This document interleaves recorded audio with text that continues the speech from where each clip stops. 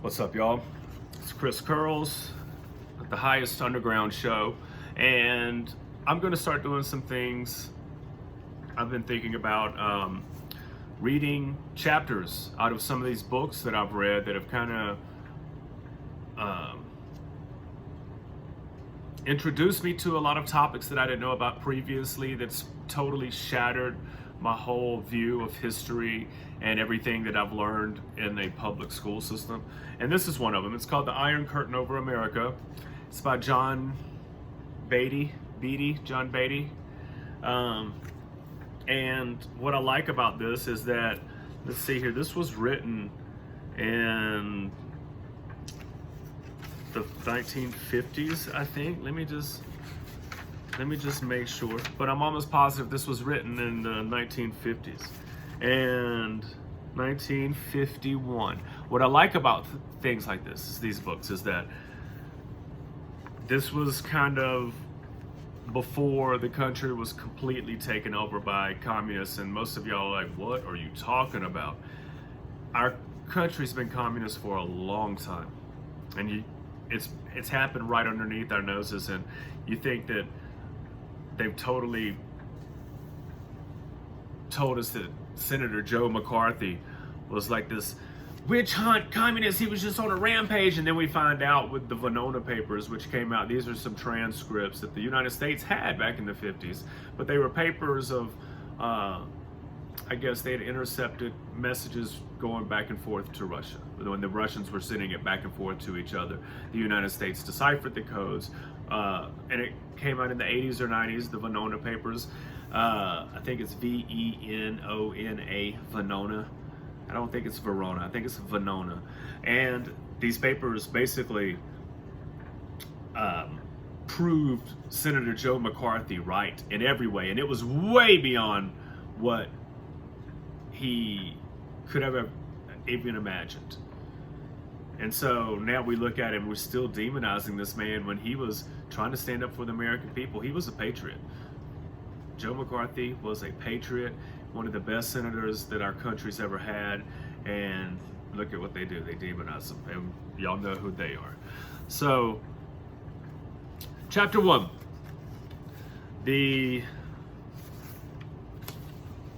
Let me see here.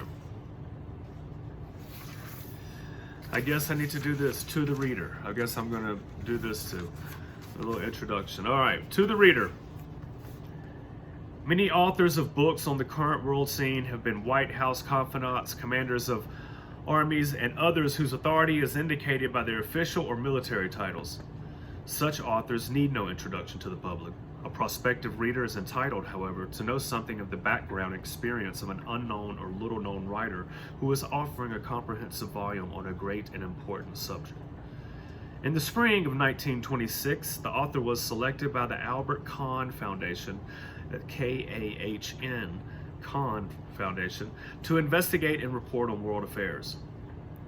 Introduced by preliminary correspondence provided with numerous letters of introduction to persons prominent in government, politics, and education, he gained something more than a tourist reaction to the 29 countries which he visited. In several countries, including great powers, he found conditions and attitudes significantly different from the conception of them which prevailed in the United States. A lot of people do. You go travel to another country and you realize all this stuff that you think that you knew, it's just not like that. You know, people aren't so, it's not like the movies, let's say that. Okay. Though previously successful in disposing of his writings, he was unable, however, to get his observations on the world situation published, except as the annual report of the Foundation and in his friendly home state of Texas, in the Dallas Morning News, of which he was a special foreign correspondent, and in the Southwest Review, in whose files his race and population, their relation to world peace, can still be seen as a virtual prognosis of the oncoming war. I guess that was an article that he wrote. All right. After his return to America in the autumn of 1927, this is right after, this is a decade after World War I ended, is when he's returning to America. So I guess he was he in Europe during the war, maybe, or right after the war. After his return to America in the autumn of 1927, the author kept abreast of world attitudes by correspondence with many of the friends he had made in his travels and by reading French, German, and Italian news periodicals, as well as certain English language periodicals emanating from Asia. World trends continued to run counter to what the American people were allowed to know, in a form of virtual censorship, blacked out efforts at imparting information. For instance, though the author's textbooks continued to sell well, and though his novel Swords in the Dawn in 1937 was favorably received, his book Image of Life, which attempted to show Americans the grave worldwide significance of the degradation of their cultural standards, was granted, as far as he knows, not a single comment in a book review or a book column in New York. Indeed, the book review periodical with the best reputation for full coverage failed to list Image of Life even under books received. In 1940, as our president was feverishly and secretly preparing to enter World War II, this is Roosevelt, and publicly denying any such purpose, the author, a reserve captain, was alerted and in 1941 was called to active duty in the Military Intelligence Service of the War Department, General Staff. His first assignment was to write, or help write, short pamphlets on military subjects, studies of several campaigns, including those in Western Europe and Norway, and 3 bulletins on the frustration of an enemy's attempts at sabotage and subversion. In 1942, the author became a major and chief of the historical section, not the later historical branch of the War Department Special Staff. All of these long names and all these militaries. I mean, this thing is historical branch of the War Department Special Staff. Anyway, in his new capacity, he supervised a group of experts who prepared a current history of events in the various strategically important areas of the world. Also, he was one of the 2 editors of the daily secret G2 report, which was issued each noon to give persons in high places, including the White House, the world picture as it existed 4 hours earlier. Well, I guess that was called the G2 report. So they would do it at high noon, all the high places. Listen, in 1943, now we're in full-on World War II right now, during which year he was also detailed to the General Staff Corps and promoted to Lieutenant Colonel. The author was made chief of the interview section. In the next 3 years, he interviewed more than 2,000 persons, most of whom were returning from some high mission, some delicate assignment, or some deed of valor, often in a little-known region in the world. Those interviewed included military personnel and ranks from private, first class, to 4 stars, diplomatic officials from vice consuls and ambassadors and special representatives of the president, senators and congressmen returning from overseas investigations, missionaries, explorers, businessmen, refugees, and journalists. Among the latter, Raymond Clapper and Ernie Powell, who were interviewed between their next to the last and their last and fatal voyages. I wonder who those guys. Let me put this as Raymond Clapper and Ernie Powell. It says to the latter, so they must be journalists. These significant people were presented sometimes individually, but usually to assembled groups of officers and other experts from the various branches of G2, from other general staff divisions, from each of the technical services, and from other components interested in vital information which could be had by interview perhaps 6 weeks before being received in channeled reports. In some cases, the author increased his knowledge of a given area or topic by consulting documents suggested during an interview. Thus, from those he interviewed, from those specialists for whom he arranged the interviews, and from study in which he had expert guidance, he had a unique opportunity for learning the history, resources, ideologies, capabilities, and intentions of the great foreign powers. In its most essential aspects, the picture was terrifyingly different from the picture presented by our government to the American people! Exclamation point. After the active phase of the war was over, the author was offered 3 separate opportunities of further service with the Army, all of them interesting, all of them flattering. He wished, however, to return to his home and his university and prepare himself for trying again to give the American people the world story as he had come to know it. Consequently, after being advanced to the rank of colonel, he reverted to inactive status upon his own request in December 1946. Twice thereafter, he was recalled for a summer of active duty. In 1947, he wrote a short history of the military intelligence service, and in 1949, he prepared for the Army Field Forces an annotated reading list for officers in the Military Intelligence Reserve. From 1946 to 1951, the author devoted himself to extending his knowledge of the apparently diverse but actually interrelated events in the various strategic areas of the present-day world. The goal he set for himself was not merely to uncover the facts, but to present them with such a body of documented proof that their validity could not be questioned. Sustaining quotations for significant truths have thus been taken from standard works of reference, from accepted historical writings, from government documents, from periodicals of wide public acceptance, or of known accuracy in fields related to America's foreign policy, and from contemporary writers and speakers of unquestioned standing. Oh.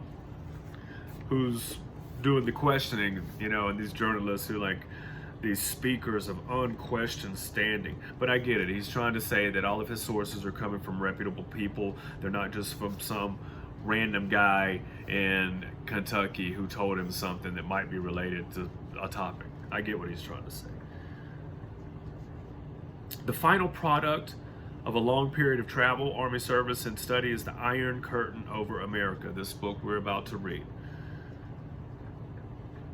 The book is neither memoirs nor apology, but an objective presentation of, quote, things as they are, end quote. It differs from many other pro-American books principally in that it not only exhibits the external and internal dangers which threaten the survival of our country, but shows how they developed and why they continue to plague us. The roads we travel so briskly lead out of dim antiquity. And let me say that. The roads we, quote, travel so briskly lead out of dim antiquity, end quote, said General James G. Harbord. And we must study the past because of its bearing on the living present, and because it is our only guide for the future. The author has thus turned on the light in certain darkened or dimmed out yet tremendously significant phases of history of medieval and modern Europe. Since much compression was obligatory, and since many of the facts will to most readers be wholly new and disturbing, chapters 1 and 2 may be described as hard reading. Even a rapid perusal of them, however, will prepare the reader for understanding better the problems of our country as they are revealed in succeeding chapters. In the Iron Curtain over America, authorities are cited not in a bibliography or in notes, but along with the text to which they are pertinent. The documentary matter is enclosed by parentheses, and many readers will pass over it. It is therefore, however, for those who wish its assurance of validity, for those who wish to locate and examine the context of quoted material, especially for those who wish to use this book as a springboard for further study, which I did. This book kind of introduced me to some things, and I went down the rabbit hole, and I'm so far down. But in assembling and documenting his material, the author followed Shakespeare's injunction, quote, nothing extenuate nor set down aught in malice, end quote, from Othello, Act 5, Scene 2. Writing with no goal except to serve his country by telling the truth, fully substantiated, he has humbly and reverently taken as his motto or text a promise of Christ the Savior as recorded in the Gospel according to St. John. And ye shall know the truth, and the truth shall make you free. Only an informed American can save America. And they can save it only if all those to whom it is given to know will share their knowledge with others. Okay. That was to the reader. I guess he's letting us know who he is. And let's do it. Let's read this. You got about 15 pages here on the first chapter. It's called The Teutonic Knights and Germany. For more than 1,000 years, the fundamental problem of Europe, the source, seat, and historic guardian of Western civilization, has been to save itself and its ideals from destruction by some temporary master of the men and resources of Asia. This statement implies no criticism of the peoples of Asia, for Europe and America have likewise produced leaders whose armies have invaded other continents. Since the fall of the Roman Empire of the West in 476 AD, a principal weakness of Western Europe has been a continuing lack of unity. Charlemagne, who was crowned Emperor of the West in Rome in 800, gave the post-Roman European world a generation of unity and exerted influence even as far as Jerusalem, where he secured the protection of Christian pilgrims to the shrines associated with the birth, the ministry, and the crucifixion of Christ. Unfortunately, Charlemagne's empire was divided shortly after his death into three parts. From two of these, France and Germany derived historic boundaries, and a millennium of wars fought largely to change them. Yeah, so Charlemagne, I know that he never learned to write, or read or write, and it was big on him to teach his sons how to read or write. But that's what happened. After his death, it was divided into three parts. They used to do that all the time in the Merovingian kings, and they would divide their kingdom up amongst their three sons. And what would happen is the sons would get greedy and want to take it over, and then you may have some sons who didn't even want it. They just wanted to be left alone, and the ones who didn't obviously wanted to become king. And so that's what he's talking about. 1,000 years of wars were fought after Charlemagne left these three sons, his three parts of his kingdom. After Charlemagne's time, the first significant power efforts with a continent-wide common purpose were the Crusades. And the Crusades started in 1096 to 1291, and it's like 200 years. So I'd say 1096 to 1296.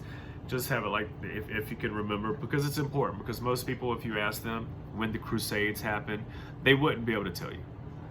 They would have no idea, and you should. We're not fucking idiots. All right, the Crusades. So, in medieval Europe, the Church of Rome, the only existing international organization, had some of the characteristics of a League of Nations, and it sponsored these mass movements of Western Europeans toward the East. In fact, it was Pope Urban II whose great speech at Clermont, France, on November 26, 1095, initiated the surge of feeling which inspired the people of France and of Europe in general for the amazing adventure. The late medieval setting of the epochal speech is recreated with brilliant detail by Harold Lamb in his book, The Crusades, Iron Men and Saints. The Pope crossed the Alps from schism-torn Italy and Frenchman himself. Let me see here. The Pope crossed the Alps from schism-torn Italy, and Frenchman himself stirred the people of France as he rode among them. I guess he was from France, all right. In the chapel at Clermont, he first swayed the men of the church who had answered his summons to the meeting. Then, surrounded by cardinals and mail-clad knights on a golden canopied platform in a field by the church, he addressed the multitude.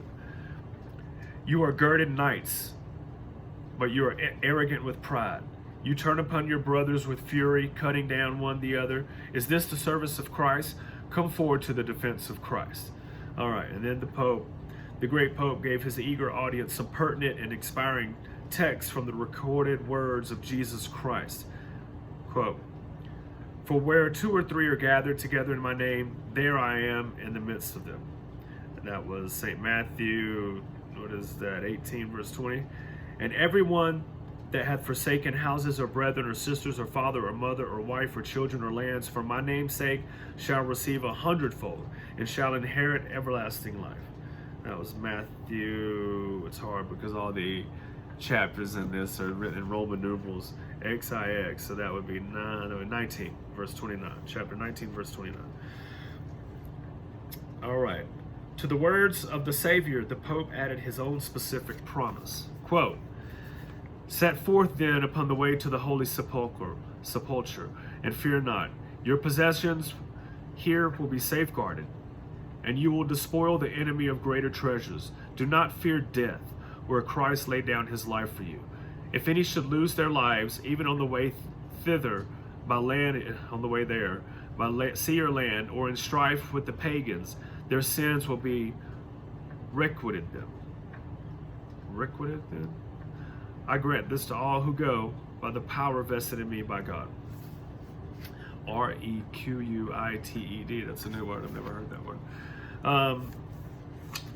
Requited. I don't know if it's requited or anyway.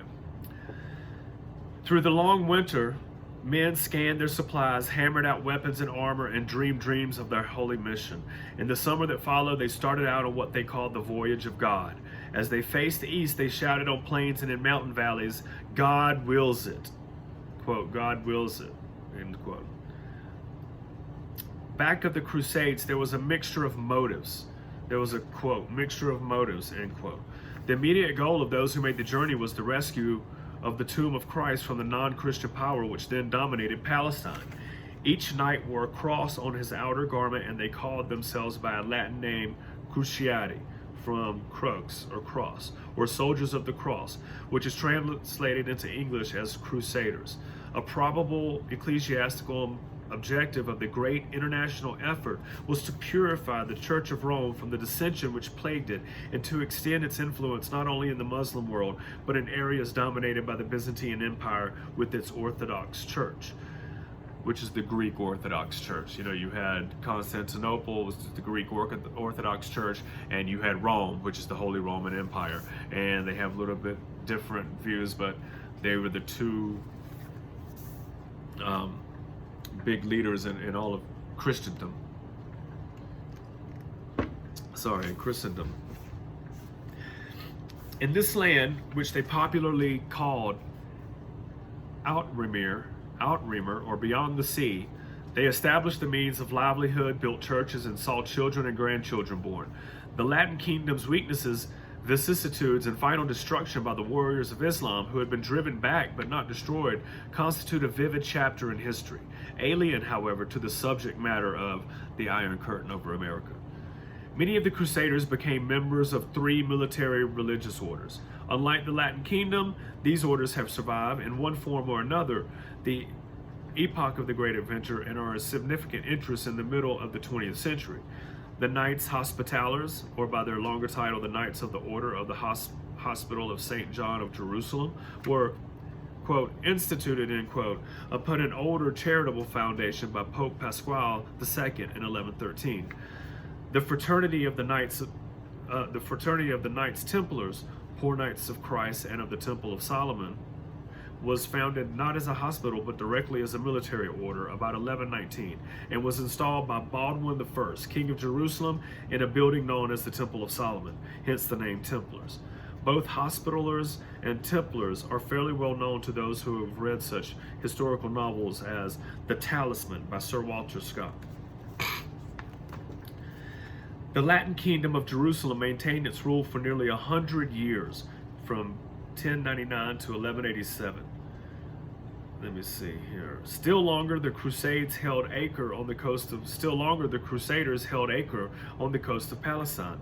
When their position on the mainland became untenable, the Templars moved to the island of Cyprus, which was the seat of its Grand Master at the time of its dissolution in 1306 to 1312, for that 6 years, as an international military brotherhood. The Hospitallers moved to the island of Rhodes, where their headquarters buildings, visited and studied by the author, still stand in superb preservation facing the waters of the inland sea. And I hope that I'm saying that right. It's spelled like hospitalers.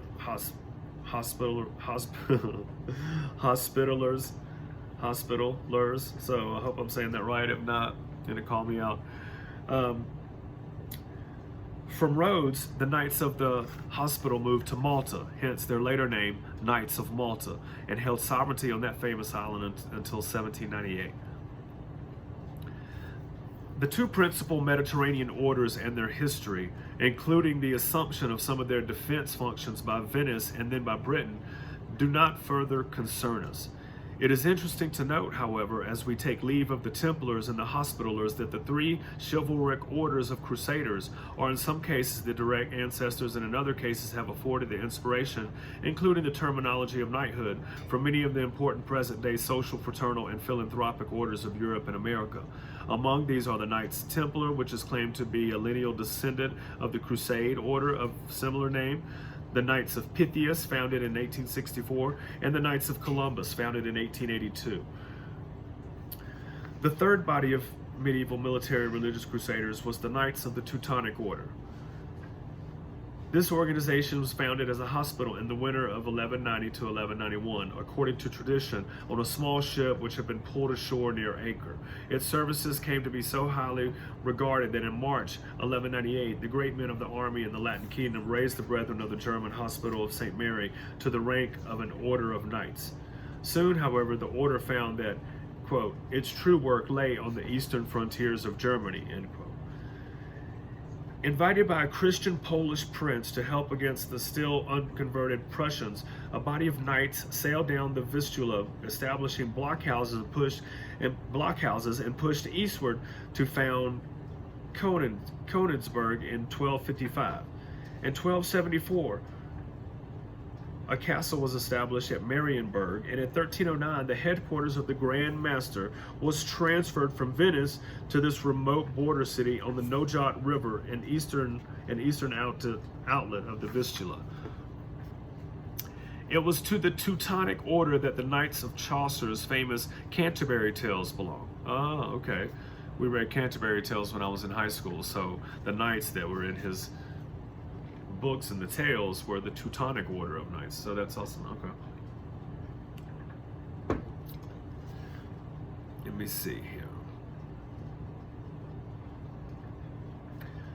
All right, they're quoting some Canterbury Tales here. Full oft time he had the board begun, above an al nation in Prussia. I mean, I forgot that it's written in this old English, and I remember my teacher trying to teach us, and it all sounded funny. Anytime you tried to read it, and like, he had, H-A-D-D-E, and I'm sure that's had, but why are they, I don't know, maybe not. All right. They tell us that this knight occupied the seat of Grand Master, presumably at the capital, Marienburg, and presided over knights from the various nations assembled in Prussia, to hold the pagan East at bay. In his military religious capacity, Chaucer's knight fought for our faith in 15 battles, including those in Lithuania and in Prussia. The Teutonic Knights soon drove eastward or converted to Christianity the sparsely settled native Prussian people and assumed sovereignty over East Prussia.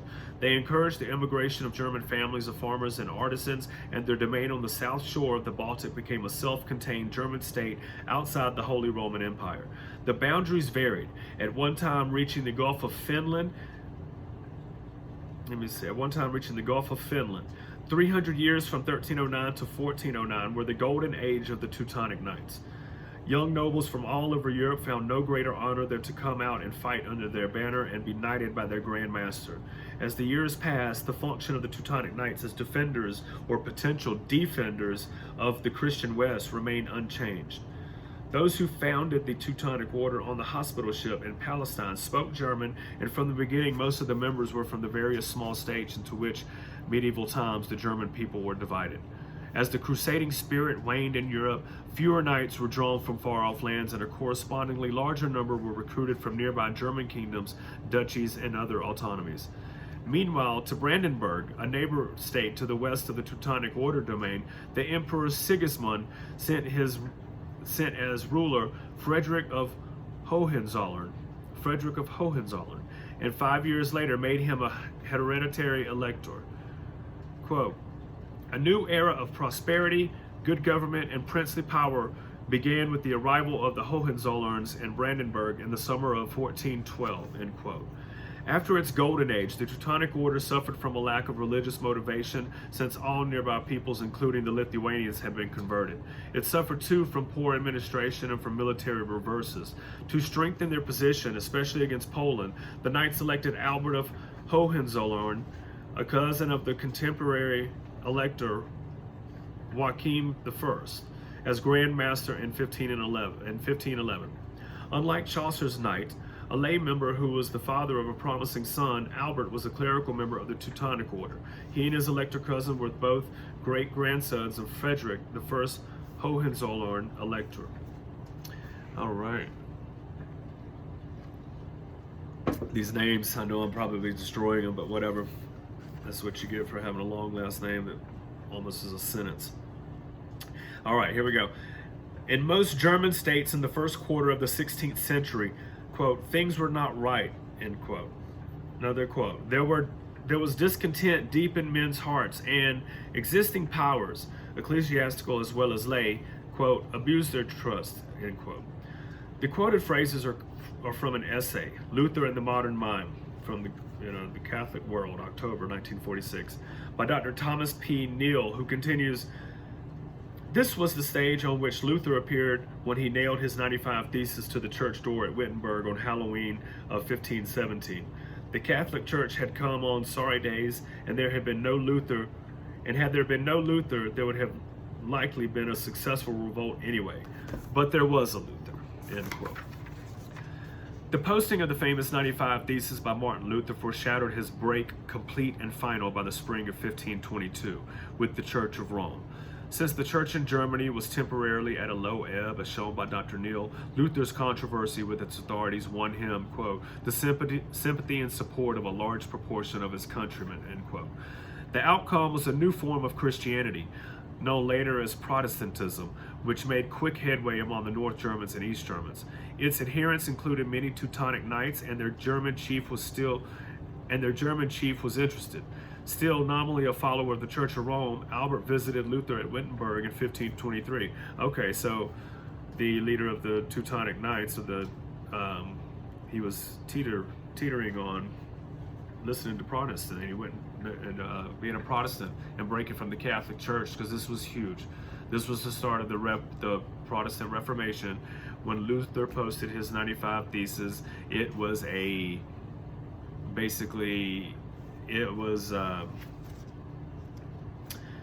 huge. The repercussions of it now, E. Michael Jones says that it was just a money grab and land grab, which probably for a lot of people it was. But still, the Catholic Church was doing some shady shit back then, and they got called out on it, and it's a good thing that they did.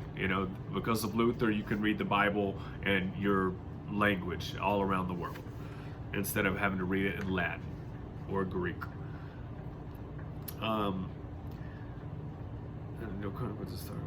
All right.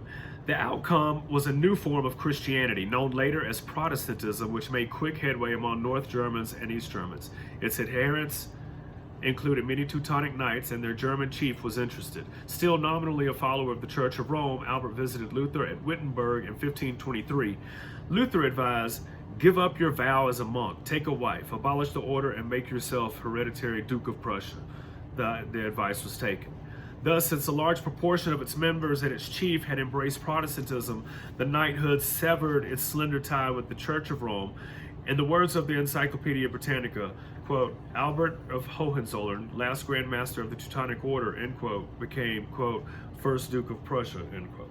In this manner, the honorable and historic heritage of extending Christianity in the lands south of the Baltic passed from a military religious order to a German duchy. Prussia, and not the Teutonic Order, now govern the strategically vital shoreland of the southeast Baltic, between the Niemen and vital shoreland of the southeast Baltic, between the Niemen and Vistula rivers. Sorry, that was just really confusing. But anyway, I guess it's, we get it. South of the Baltic. Great. So, proud of their origin as a charitable organization and proud of being a bulwark of Christianity, first Catholic and then Protestant, the people of Prussia, many of them descended from the lay knights, developed a, quote, strong sense of duty and loyalty, end quote. From them came also, quote, many of the generals and statesmen who helped to make Prussia great, end quote. I guess this is from one of his sources, but I'm not going to look it up. You can go look it up if you want to, Anyway, back to the book. This Duchy of Prussia was united with Brandenburg in 1618 by the marriage of Anna, daughter and heiress of the second Duke of Prussia, to the Elector, John Sigismund. Under the latter's grandson, Frederick William, the Great Elector, reigned 1640 to 1688, so he ran for, 48 years. Brandenburg, Prussia became second only to Austria among the member states of the Holy Roman Empire. Some of its territory acquired by the Teutonic Order extending even beyond the loose confederation, and it was, quote, regarded as the head of German Protestantism, end quote. By an edict of the Holy Roman Emperor, the state of Brandenburg, Prussia became the Kingdom of Prussia in 1701. The royal capital was Berlin, which was in the heart of the old province of Brandenburg. Under Frederick the Great, who reigned in 1740 to 1786, Prussia became one of the most highly developed nations of Europe. A century later, it was the principal component of the German Empire, and the minister-president of Prussia, Otto von Bismarck, caused to be proclaimed in the Hall of Mirrors at Versailles. Prussia's historic function, inherited from the Teutonic Order of standing as a bastion on the Baltic approach to Europe, was never fully forgotten by the West. The Hohenzollern monarchy was the strongest Protestant power on the continent, and its relations with the governments of both England and America were intimate and friendly. The royal, I guess this is, during, let me see here, some of it is, but it's after the United States was already formed. Okay. The royal family of England several times married into the Prussian dynasty.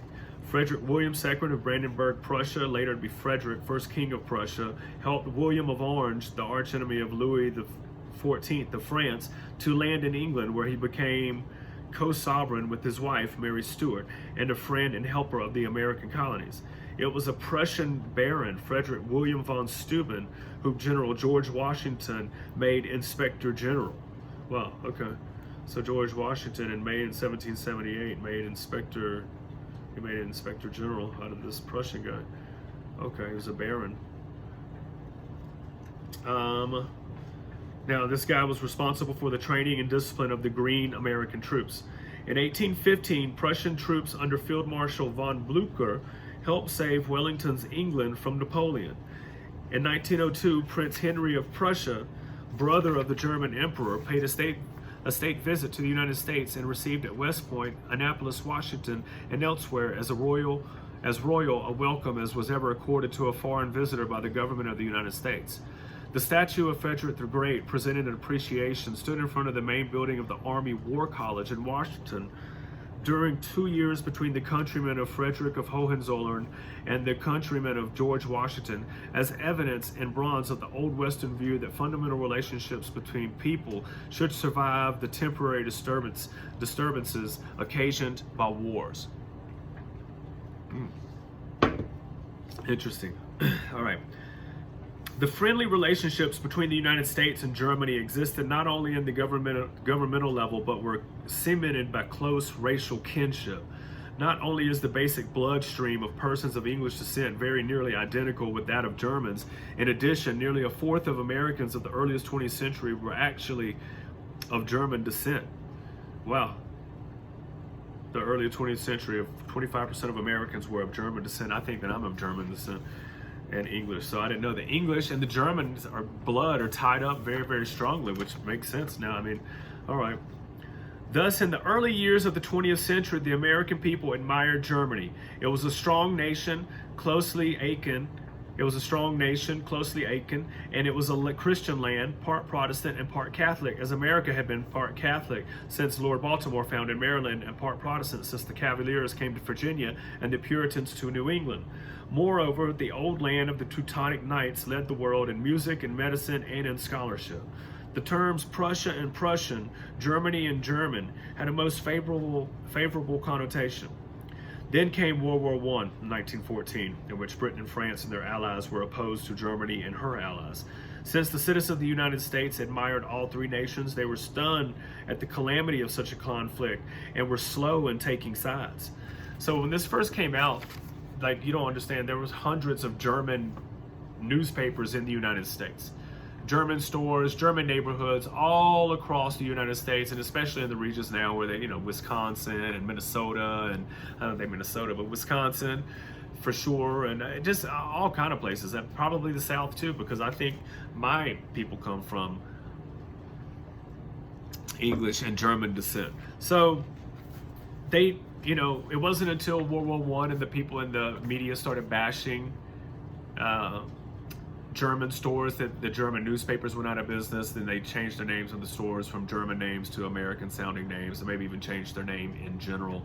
It was, obviously once the Jewish media hating on these people. All right, getting back. Then came World War I. Let me see here. All right, the Americans were slow in taking sides. Finally, in 1917, and to some extent because of the pressure of American Zionists, we joined the Entente group, which included Britain and France. The burden of a great war was accepted by the people, even with some enthusiasm on the Atlantic seaboard, for according to our propagandists, it was a war to end all wars. It was pointed out, too, that Britain, among the world's great nations, was closest to us in language and culture, and that France had been traditionally a friend since the Marquis of Lafayette and the Count of Rochambeau aided General Washington. With the courage fanned by the newly perfected science of propaganda, the American people threw themselves heart and soul into defeating Germany in the great, quote, war to end all wars, quote. The blood spilling, the greatest in all history and between men of kindred race, was ended by an armistice on November 11th, 1918, and the American people entertained high hopes for lasting peace. Their hopes, however, were soon to fade away. With differing viewpoints, national and personal, and with the shackles of suddenly revealed secret agreements between co-belligerents, President Woodrow Wilson, Prime Minister David Lloyd George, Premier George Clemenceau of France, and Prime Minister Vittorio Orlando of Italy had much difficulty in agreeing on the terms of peace treaties in 1919 in Versailles, the merits or shortcomings of which cannot in its consequence be fully chalked up to any one of them. It remains indisputable, however, that in what they agreed to in the treaty made with Germany at Versailles and in the treaty made with Austria at Saint-Germain, the 4 American delegates dominated by President Wilson departed at least to some extent from our tradition of humane treatment of a defeated enemy. So they're saying that when we did that, we didn't stick to our guns as being Americans and treating a defeated enemy with some respect. It was like we were heavy-handed with the German country after this. The heavily populated German nation was deprived of much territory, including vital mineral areas and a Polish corridor, quote, Polish corridor, end quote, which under the terms of the treaty separated the original Duchy of Prussia from the rest of the country. Germany was deprived also of its merchant fleet and was saddled with an impossible load of reparations. As a consequence, the defeated country was left in a precarious position which soon produced an economic collapse. The Austro-Hungarian Empire, ancient outpost of the Teutonic peoples and of Western Christian civilization on the Danube Valley invasion route from Asia, was destroyed at Saint-Germain.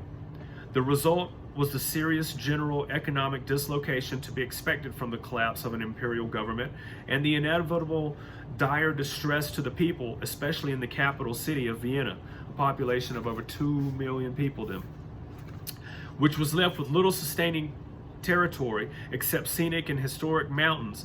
Moreover, although Austro-Hungary was broken up under the theory that its people should be put into small pigeonhole nations on racial and linguistic considerations, the new Czechoslovak state was given 3.5 million people of German blood and speech. So when they split this up and gave some land to the Czech Republic or the Czech state, a lot of it was German, like almost 3.5 German people were now under the control of a country that they don't know really anything about.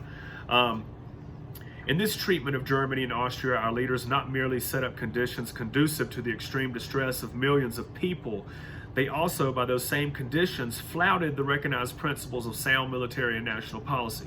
For the strategic use of victory demands that the late enemy be drawn into the victor's orbit as friend and ally. As one example of the strategic use of victory, our War of 1812 with Britain was followed by an earnest bilateral effort at the solution of mutual problems by the Monroe Doctrine of 1823 in the field of international relations and by the crumbling of unused forts in the U.S.-Canadian border. As a second example, Britain's war with South Africa, which ended in 1902, was followed by such humanity and fairness that a defeated people, different in speech and culture, became an ally instead of an enemy in the Great War, which had begun only 12 years later in 1914. So, South Africa fought on England's side in World War I, even though they had fought a war like 12 years before then. They had treated their enemy so good, even though when they won, they didn't have their boot on their neck. The crash in Germany came in 1923, when German money lost its value. There was terrible suffering among the people everywhere, and especially in the cities and industrial areas. As the mark's purchasing power approached zero, a widow would realize from her husband's life insurance, quote, just enough to buy a meal, quote, Oh, so damn, his life insurance was just enough to buy one meal when she cashed it out. Quote, Berlin in 1923 was a city of despair. People waited in the alley behind the Hotel Adlon ready to pounce on garbage cans immediately they were placed outside the hotel's kitchen, end quote. A cup of coffee, quote, cost 1 million marks one day, 1.5 million the next, and 2 million the day following, end quote. In hunger and desperation, many Germans blamed their troubles on Jews, whom they identified with communism. Quote, the fact that certain Jews such as Kurt Eisner, Toller, and Levine had been leaders of communist movements in 1918 and 1919 gave the conservatives the opportunity of proclaiming that the Jews were responsible for the national misfortunes and disorders, end quote. The Universal Jewish Encyclopedia. So that's written by a Jewish publication. The German attitude was intensified by the new power German Jews acquired in the terrible year 1923 from using funds derived from rich, race-conscious Jews in other countries and by an inrush of Jews from the destroyed Austro-Hungarian Empire and from the East. Some of those Eastern European Jews took an active part in the speculation which was rampant in Germany because of the unstable currency and the shortage of commodities. The influx from the East also had an effect of reviving the viewpoint of certain earlier Germans that Jews were not assimilable, but were really invaders. In 1880, the learned but fanatical Professor Treitschke's phrase, "Die Juden sind, the Jews are our misfortune," end quote, gained currency all through the German Empire. Also, according to Grautenhauer's Wieder die Juden in 1803, it's a book, the Jews of Germany were as early as that period regarded as Asiatic immigrants, end quote. It's quote, Asiatic immigrants, end quote. This fateful German-Jewish tension was destined to have a major role in the history of the United States and will be dealt with further in subsequent chapters.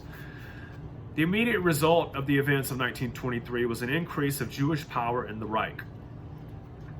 Bled white in World War I, like Britain and France, Germany bent to its economic tragedy without significant resistance. But the resentment of the people at being starved and humiliated, as they believed, by a minority of less than 1% smoldered like live coals awaiting almost any fanning into flame.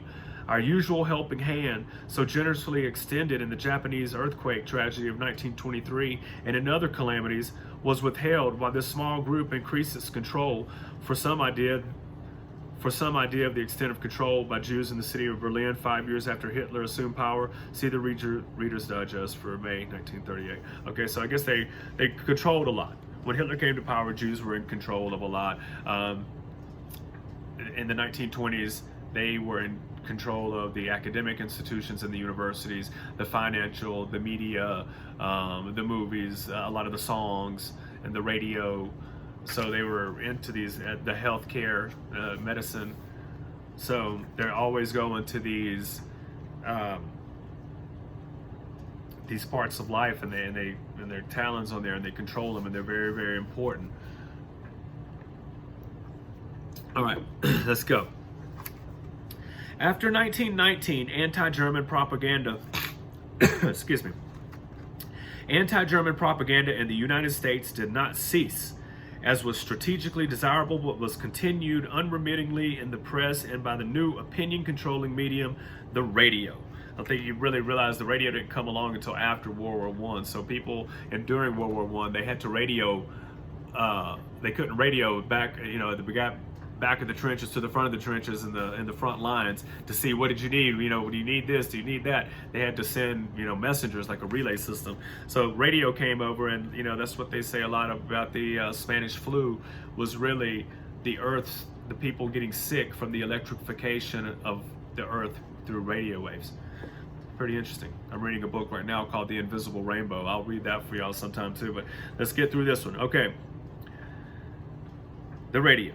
All right. Americans were taught to hate Germany and Germans and to loathe Prussia and Prussians, not any longer as a wartime, quote, psychological, end quote, attack, but as a permanent attitude.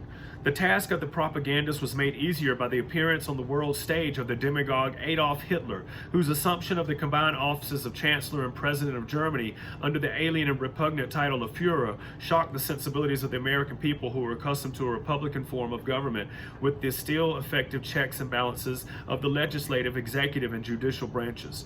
In 1936, Britain was making efforts to establish workable arrangements with Germany. Symbolically and with much publicity, 1,000 German war veterans were entertained in England by 1,000 British war veterans. A naval ratio most favorable to Britain had been agreed upon. The President of the United States, Franklin D. Roosevelt, had in his first years of office in 1933 recognized the communist government of Russia. That's when it all started. But the Jews overthrew the Russian monarchy, and then Roosevelt actually acknowledged them and recognized their communist government. That gave them the reputation, that gave them the clout and the, what's the word I'm looking for here, the justification, and to be that they were a government. Okay, so let me see. Had in his first year of office recognized the communist government of Russia, but was otherwise, quote, isolationist, end quote, in his general attitude toward Europe. Then on October 5th, 1937 in Chicago, he made an about-face in his famous quarantine speech against Germany. Though his sudden fears had no foundation in facts, as known then or as discovered later, our policy was charted, and England, forced to a decision, became a partner in our anti-German action. With no enthusiasm, such as was generated in 1919, the American people soon found themselves involved in a second and even more frightful world war against two of our former allies, Japan and Italy, and against our World War I opponent, Germany. The propagandists against Germany and the German people did not cease, however, with Hitler's defeat and death, and the resultant effacement of his government and his policies. After Hitler, as before Hitler, these propagandists did not allow the American public to realize the strategic fact that a country like an individual needs friends, and that a permanent destructive attitude toward a nation because of a former ruler is as stupid, for instance, as a hatred for the people of an American state because of an unpopular ex-governor. Thus, instead of correcting our error of 1919 and making certain at the end of World War II to draw a properly safeguarded but humanely treated Germany definitely into our orbit, we adopted in 1945 an intensified policy of hate, denied the Germans a peace treaty more than 6 years after the suspension of active warfare, and took additional steps which could have had no other purpose, concealed, of course, even from some of those who furthered it, than the final destruction of Germany. So what he was saying is how we treated Germany after World War I and World War II was there was some forces going on that were trying to destroy this nation. So Woodrow Wilson, despite the terrible and still largely undocumented pressures upon him, had at last preserved Prussia at the close of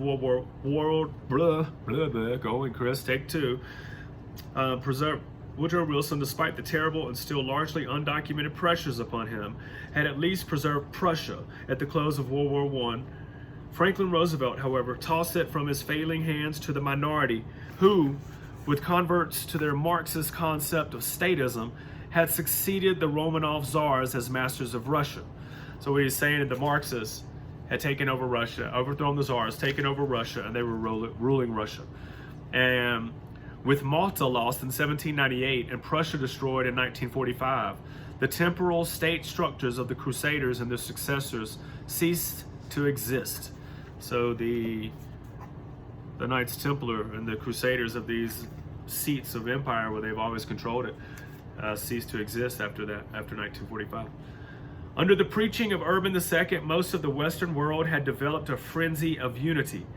Under Roosevelt II, or rather under those who manipulated him, it did so again. The goal this time, however, was not the defense of Europe or the rescue of the tomb of Christ. The goal, on the contrary, was a monstrous surrender of the Western heritage of Christian civilization.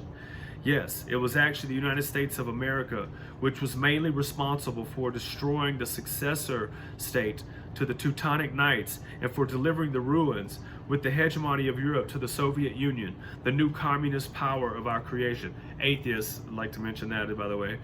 The facts outlined in this chapter have, as will be shown in the following chapters, a significant bearing on the present mid-century world struggle between communism and Western Christian civilization. Just like I think General Patton said that we fought the wrong enemy after World War II, that we should have been fighting Russia and on the side of Germany and all that stuff. It's crazy. But anyway, that was chapter 1. It was the Teutonic Knights in Germany. The next chapter, chapter 2, the Russia and the Khazars. I don't know if you know anything about Khazars, but that is the majority of most modern Jewish people come from Khazaria. They are of Turkish blood, not Hebrew blood. They are not the Hebrews that you read about in Israel and Palestine in the days of the Bible. But anyway, that's been it. Almost an hour. Let's see if we can't get through more of them a little bit quicker. I did the foreword on that one. But anyway, the Iron Curtain over America. That was chapter 1.